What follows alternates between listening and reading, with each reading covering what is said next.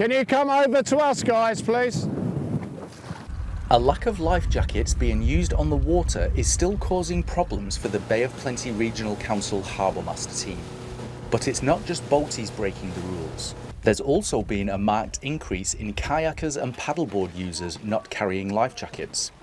As you saw as we first came in, the two kids were on the paddleboard a good 150 metres from shore. We could see they had no life jackets and they actually fell in. So our first concern was safety of the children. We've got an outgoing tide, it's quite windy today, 15 knots. They could get blown out quite quickly.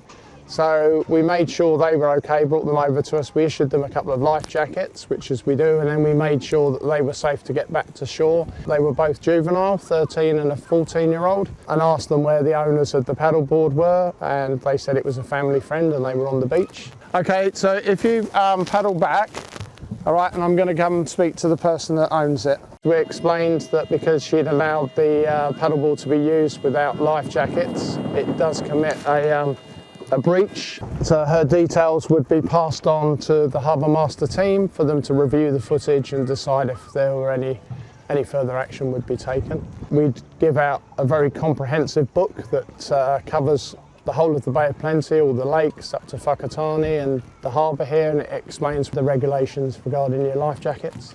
Even in the absence of a real summer, the Harbourmaster team still had its work cut out. We've had a lot of weather and the fine periods have, I guess, condensed a lot of the activity in and around the harbour and also the lakes. Weather forming a number of issues, you know, obviously including flood, high water, a lot of debris on the water. Moored boats left for long periods of time are becoming a large and costly problem. We're down in Mukaroa in the moored boat area. After some heavy rain, we've got a few vessels that were sitting low. This is one of them. We're down here assessing all of the boats, but this one in particular, and looking to make the situation a heck of a lot better than what it is currently.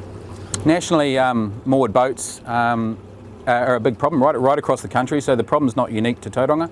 They're boats essentially that have just been left and probably not monitored as well as what they could have been. So it's, you know, part of our team's responsibility obviously to just make sure that everything stays floating.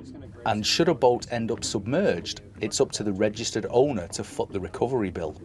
If the boat sinks, you can be looking at contracted barges along with commercial divers. So you can be in excess of 15,000 for a small boat, and of course the bigger the boat, the bigger the cost. After a few years without cruise ships visiting the region, the port of Tauranga is back to normal.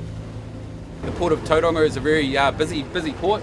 A lot of container ships, general cargo and that sort of thing. We've got the return obviously of the cruise ships, and they've got essentially what's quite a narrow highway through here, which has become increasingly popular with fishermen. It's really important that our patrols along with the pilot boat clear the way.